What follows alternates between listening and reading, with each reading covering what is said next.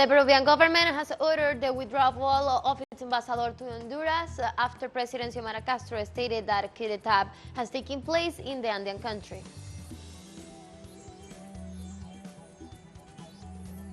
Kremlin spokesman Dmitry Peskov announced that Russia, the Federation, considers the sending of tanks to Ukraine by European countries as a direct involvement of NATO in the armed conflict.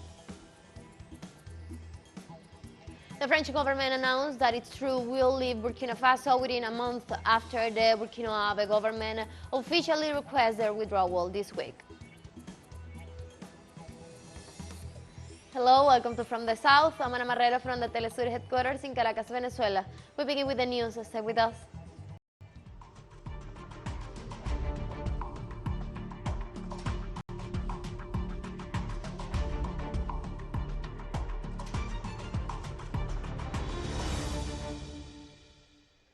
And on Thursday, the government of Peru has ordered the definite withdrawal of its ambassador to Honduras following its statement made by the president of the country, Xiomara Castro, on the Peruvian situation.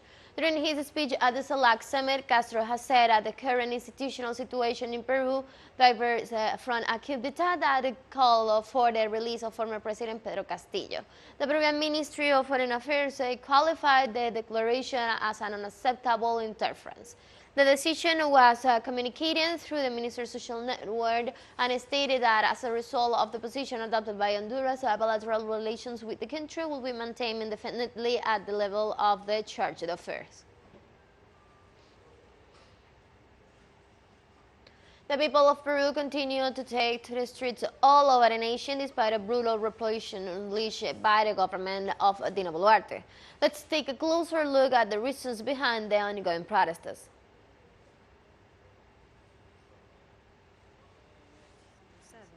Peruvians have taken to the streets nationwide to reject the government of Dina Boluarte and demand a political solution to the crisis unleashed. Boluarte's regime has met the request with brutal repression at the hands of police and military forces, who have murdered over 60 citizens and left hundreds of injured and detained. Peruvian sociologist and political leader Lucía Albites explains the extreme situation the people of Peru are currently facing. Since Mrs. Dina Boluarte assumed the presidency through a parliamentary coup carried out in complicity with the Peruvian ultra-right wing, sectors that from day one of Pedro Castillo's presidency tried to break the will of the people, in practice we are experiencing a dictatorial government.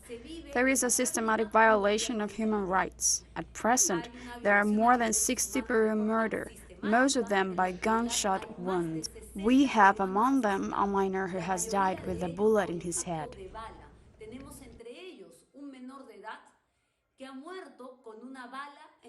While the administration insists on blaming the demonstrators for the social crisis, it is important to understand the needs and demands of the Peruvian people, for which they continue to risk their lives in the streets. This situation is a response to a political demand made by the population. Mrs. Boluarte is protagonizing a military response. She is repressing the Peruvian people, instead of giving a political solution to the demands of the people. What is being demanded is the resignation of Mrs. Boluarte, because a person who is responsible for more than 60 dead compatriots due to the repression of the state cannot stay in office one more day. In the same way, the people have also raised their voices asking for the closure of the current Congress. We are also asking for a change in the presiding officers of the Congress. Why? Because in the midst of this political crisis, if Mrs. Dina resigns, the president of the Congress will be the one to govern. And today, the president of the Congress is William Zapata, who is a protagonist, a representative of the far-right sectors in the parliament. That is why what the citizens are demanding is a change in the Congress president's officials, so that whoever becomes president of the Republic can sustain a transitional government in order to call for new elections in the shortest time possible. Finally, another relevant claim the demonstrators are expressing with their presence in the streets is the possibility of a new constitution that replaces the one designed by Fujimori's Constituent Congress in 1993. And here comes the third demand, which is a consensus within the protest throughout the national territory, which is that at the time of the new elections, the people should be asked in a referendum whether or not they want a new constitution. It must be said that where these demonstrations are born, those who have been leading this demand that has to do with democratizing Peru and being able to get out of the crisis that have been going throughout for several years and that today is in most critical episode are the brothers from the south. Regions like Puno, regions like Cusco, like Ayacucho, like Apurimac who have risen up and with them the rest of the country has also risen up. We need to join forces both within the Peruvian society, but also calling on the international community to recover democracy and to find a political and popular solution where the Peruvian people have the leading role, the voice. It is time to give power back to the people. This is the political outlook of a critical situation in the Andean country by political leader and sociologist Lucía Albites for TeleSUR. The Honduran Congress ended on Wednesday's session without reaching a consensus for the election of the magistrate of the Supreme Court of Justice. The Free Party could not get 86 votes for the list of the aspirant it had presented. Although they had 48 hours before, after some delay and past 10 p.m., the members of the board of directors established some agreements about the presentation of the list, and the voting process by the selection of the aspirants did not materialize. Therefore, decision ended without announcements of the next round. President Xiomara Castro, in a message of the beginning of the legislative cycle, recalled the importance of the court.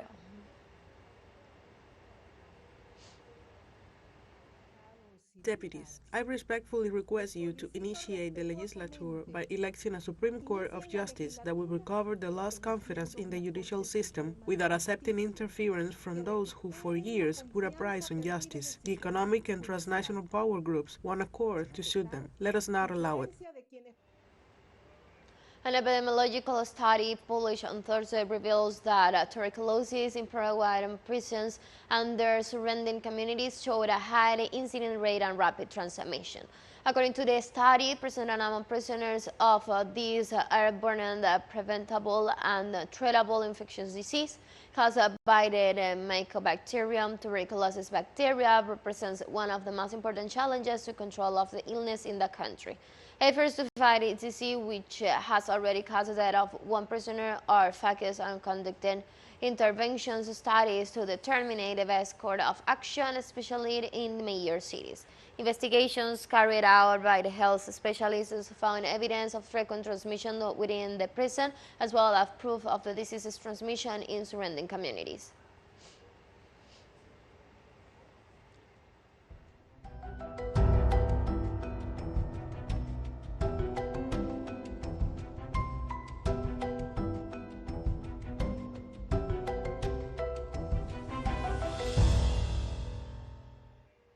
On Thursday, January 26, the United Nations declared the Day to Environmental Education. The day has its origin in the 1972 Stockholm Declaration at the Conference of Human Environment, organized by the International Organization, where environmental education was established as a priority. Understanding the importance of respecting the environment and contributing to the conservation of natural resources in order to achieve sustainable societies is one of the main objectives. Reversing environmental damage and threats that nature is facing, such as climate change, floods, indiscriminate littering and pruning, as well as forest fires and the extinction of species of flora and fauna, plays an essential role in modeling behaviors and actions, since the planet does not have an inaccessible source of resources.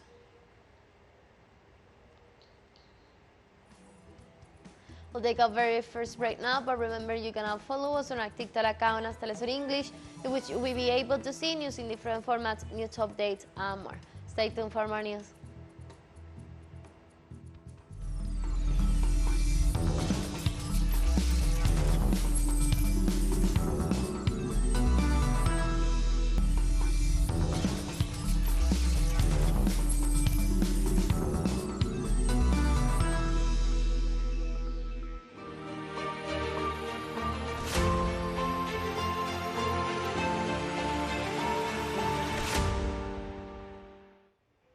Welcome back.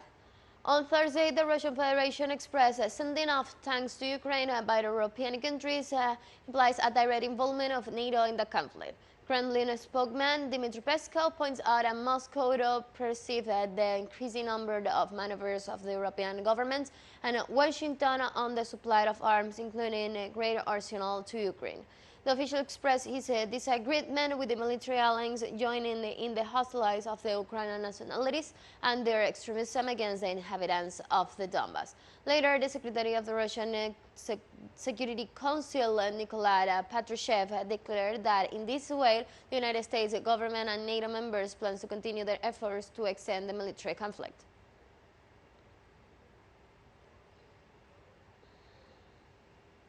A journalist tried to paralyze Cyprus this Thursday for 3 hours as the union demands that wage be paid in line with decades high inflation rates. The unusual strike was called following Stellan's negotiations with management and government over the reinstatements of the inflation-linked high cost of living allowances, which the union said is necessary to protect workers' wages in the face of soaring prices. The unions, representing more than 70,000 public and private sectors employees, declared a 3-hour strike started at noon and organized protests across Cyprus. The strike affected school and hospital as well as the Alan International Airport in Larnaca and Paphos.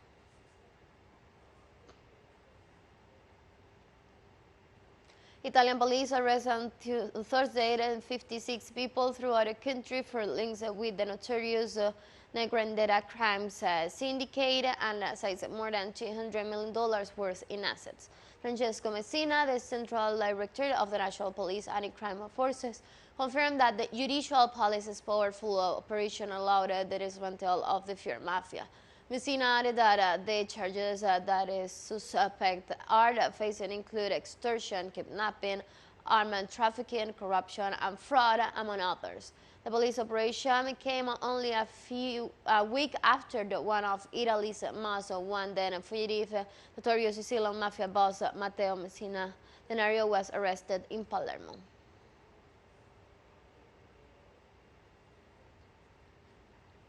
On Thursday, Lebanese protesters and families of the victims of the deadly 2020 Beirut port explosion rallied to support the judges who has resumed work on the politically charged case.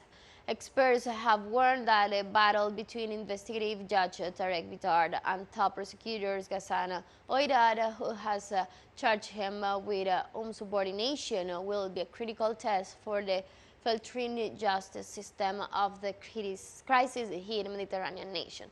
This week, Bitard defined Lebanon's ruling class to charge several powerful figures, including Oueddad, the Prosecutor General, in connection to the blast and review an investigation that had been suspended for over a year in the then political and legal case.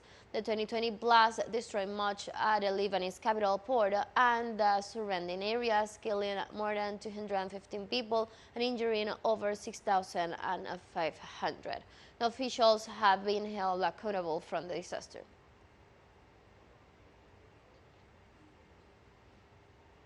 European Union interior ministers are meeting on Thursday in Stockholm to discuss ways to speed up the return of irregular migrants to their countries of origin, including the restricting visas to nationals of uncooperated countries.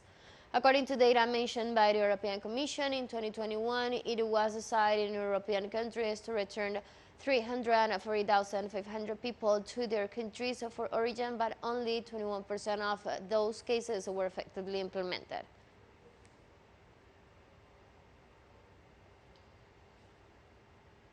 In Spain, a man armed with a katana killed at least one person and injured other in an attack perpetrated in 2 churches in Cádiz.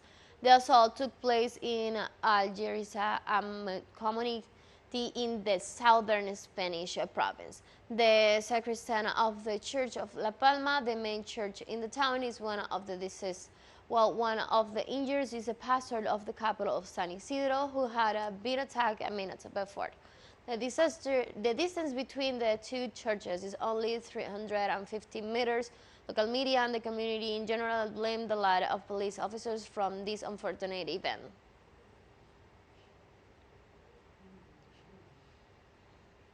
The French General Confederation of Labour began a 48-hour strike on Thursday against the government's pension reform. The strike will be held in refineries, power plants and ports. More than 1 million people took to the streets to protest the government's pension reform, which includes raising the pension age from 62 to 64.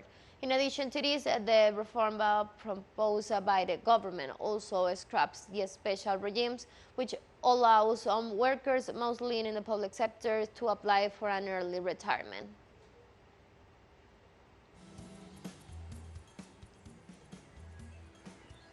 We have more news coming up after this final short break. Don't go away.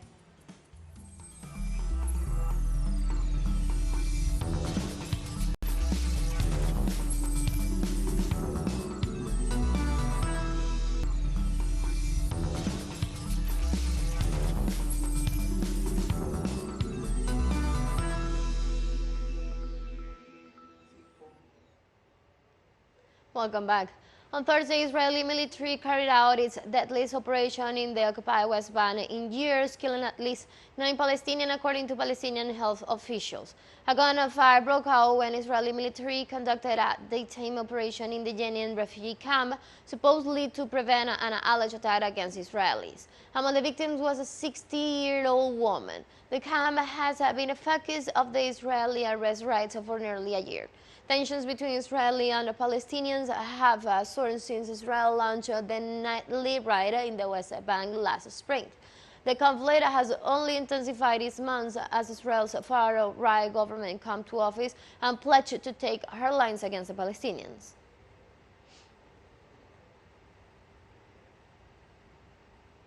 Toyota set up a new leadership team on Thursday in what the Japanese automaker said was a move to stay up to date with social changes like electrification and becoming a wider mobility company. Chief Executive and President Kiyo Toyota, the grandson of the company's founder, will become chairman.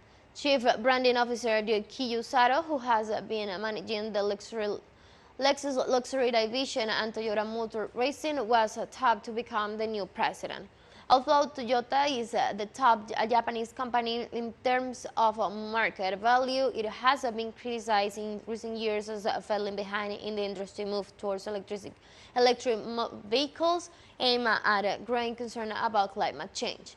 The handover appears to be the company's efforts to give the leadership team a younger face while maintaining the general vision and philosophy of the company, famous for producing quality products. The French government announced that its troops will leave Burkina Faso within a month after the Burkina government officially rejected status of forced recruitment from 2018. French special forces soldiers had been deployed in the West African nation as part of a mission to fight terrorism. The French Foreign Ministry officially received the petition from Ouagadougou, giving them a 30-day notice to withdraw on Tuesday. The troops will leave Burkina Faso by the end of February, and data equipment will follow by the late April. And an estimated 400 French troops have been in the African nation for years as part of the Operation Sabre, a quartered insurgency targeting terrorists in the former African colony.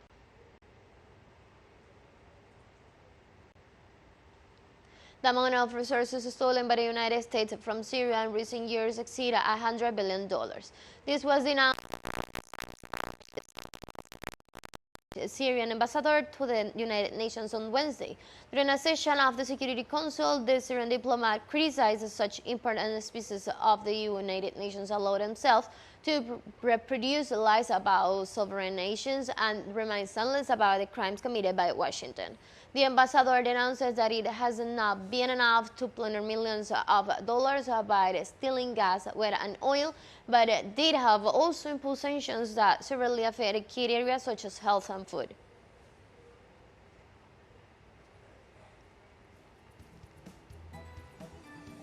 And we have come to the end of this news brief, but you can find this and many other stories on our website at telesurenglish.net. You can also join us on our socials. We're on Facebook, Twitter, and on Instagram as well.